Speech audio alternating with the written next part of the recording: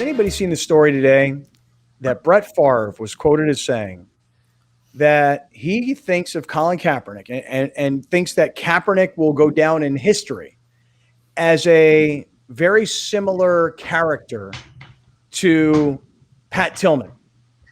Someone who, the way Brett Favre sees it, Pat Tillman believed so much in America that guy decided, I'm leaving the NFL, I'm leaving my career, I'm leaving the money, I'm leaving the fame, whatever it is, I'm leaving it all, and I'm going to put my life on the line for America. And we all know the story of Pat Tillman, who does exactly that, only to be killed by friendly fire. And of course, we even remember the stories before we found out that he was killed by friendly fire, because he was hailed as this war hero when in actuality, and not that he wasn't a war hero. The guy gave he did what none of us would do.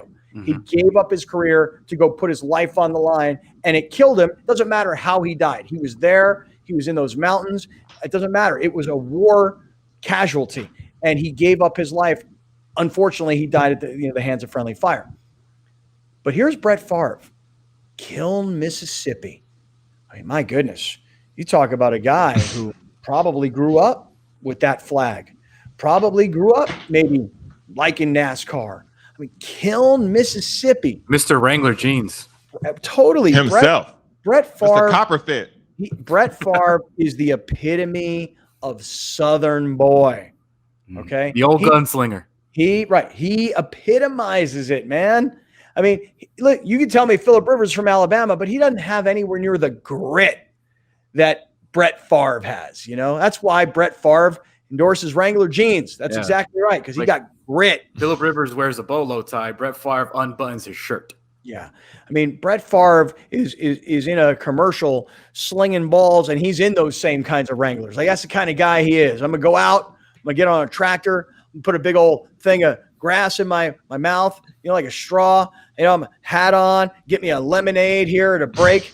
That Brett Favre is Kiln, Mississippi. Yeah. When Brett Favre goes on record as saying that Colin Kaepernick, not that he's going to be like Muhammad Ali, Brett Favre is like, no, Pat Tillman. Isn't that the craziest part about this whole thing? And it kind of goes back to, imagine anyone saying this in 2016. Not just Brett Favre, anyone saying that. Because not only are you comparing him to someone who went down as a hero, you're comparing him to someone in the military who the whole thing was Kaepernick's disrespect in the military.